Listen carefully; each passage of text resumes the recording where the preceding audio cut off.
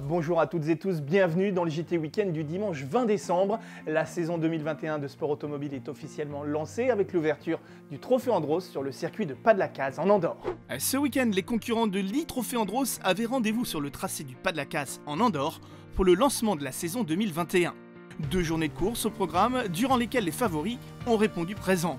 À l'issue des manches qualifs, de la Super Pole et des finales du vendredi, c'est tout d'abord le champion sortant Aurélien Panis qui a imposé son Audi A1 du Saint-Éloque Racing.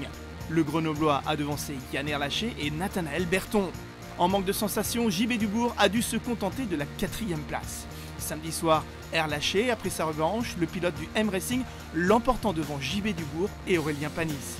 Avec les points collectés en manche qualif et Super Pole, ce dernier prend les rênes du classement Elite Pro avec 4 petits points d'avance sur le champion WTCR 2020. 3e, Dubourg pointe lui à 9 unités du jeune Grenoblois. En élite, Margot Lafitte a fêté dignement son retour dans la discipline en montant sur la première marche du podium vendredi. La 2e journée a vu briller Gérald Fontanelle qui en a profité pour s'installer dans le fauteuil de leader devant Jérémy Sari et Margot Lafitte. En Enedis e-Trophée Andros, le local Raoul Ferré a survolé les 2 journées de compétition. Très belle prestation de la jeune Doriane Pain, 3e samedi soir. La prochaine manche de l'e-Trophée Andros est programmée les 8 et 9 janvier prochains à Isola-Demi. Plus que 14 jours avant que le Dakar 2021 ne débute. Bien que moins fourni qu'à l'accoutumée, le plateau est somptueux avec pas moins de 5 anciens vainqueurs au départ. Honneur au lauréat de l'édition 2020, Carlos Sainz, qui repart au volant d'un buggy JCW Mini. El Matador sera à nouveau l'homme à battre, mais il devra se méfier de son équipier au sein du Team X-Red, Stéphane Peterhansel, sevré de victoire depuis 2017.